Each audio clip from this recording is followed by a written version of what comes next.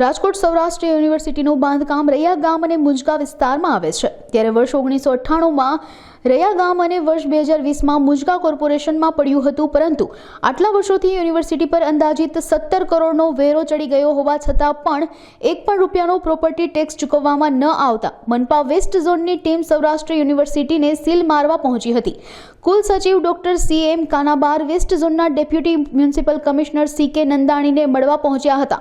ત્યારબાદ મનપા દ્વારા સીલિંગની કામગીરી સ્થગિત કરવામાં આવી હતી. વેરા વસૂલાત શાખાના મેનેજર ફાલ્ગુની કલ્યાણીએ જણાવ્યું હતું કે સૌરાષ્ટ્ર યુનિવર્સિટીને 17 કરોડના વેરા બાકીની બિલ જપ્તીની નોટિસ આપવામાં આવી હતી.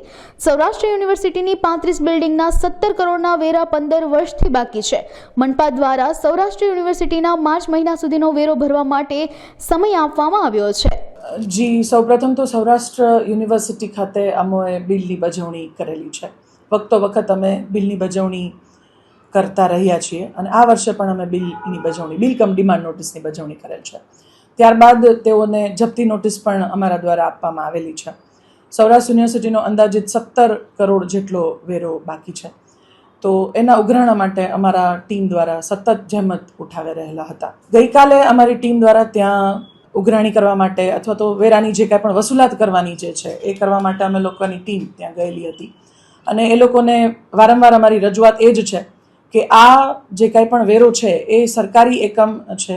અમારે પણ નગરજનોના લાભાર્થે ઘણા બધા કાર્ય કરવાના હોય છે, જેમાં અમને લોકોને વેરાની વસૂલાતથી જ થકી જ અમે કાર્ય કરી શકતા હોઈએ છીએ.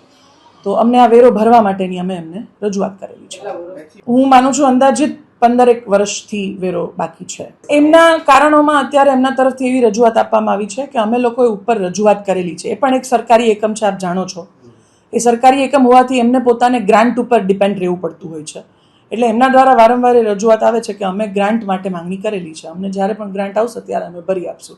પણ આ વખતે અમારું થોડું કડક વલણ એટલા માટે છે કારણ કે આટલા વર્ષો થઈ ગયા અને વેરો ઘણો બધો ચડત થઈ જવાના હિસાબે અમારે થોડી કડક વસૂલાતની કાર્યવાહી કરવી પડે છે. આગળની કાર્યવાહી માટે અત્યારે અમને VC સાહેબ અને ઇન્ચાર્જ રજિસ્ટ્રાર સાહેબ પાસેથી અમને એવી ધારણા મળેલી છે. અત્યારે અમને એવી રજૂઆત કરતા કે ભાઈ અમે ટૂંક સમય એટલે કે વહેલામાં વહેલી તકે એ લોકો ઉપર રજૂઆત કરશે અને જેટલી ઝડપથી ગ્રાન્ટ આવશે એટલી ઝડપથી એ લોકો અમને ભરાવી આપશે. છતાં પણ અમે એમને એવું કહ્યું છે કે અમે તમને અંદાજિત માર્ચ પહેલાં કોઈ પણ એકમ છે, જ્યારે રાજકોટ મહાનગરપાલિકાના વેરા ઉઘરાણીની વસૂલાત ઉઘરાણીની જે કાર્યવાહી ચાલતી હોય છે એમાં દરેક વ્યક્તિએ માર્ચ મહિના પહેલાં વેરો ભરી દેવો પડતો હોય છે. એટલે અમે એમને કીધું છે કે આપણે માર્ચ પહેલાં ગ્રાન્ટ મંગાવી અને વેરો ભરપાઈ કરીએ. મેઇન કેમ્પસનો વેરો એવી રીતે આઈડેન્ટિફાય અત્યારે અલગ અલગ જુદા 35 બિલ્ડિંગનો અમે એમને વેરો આપેલો છે.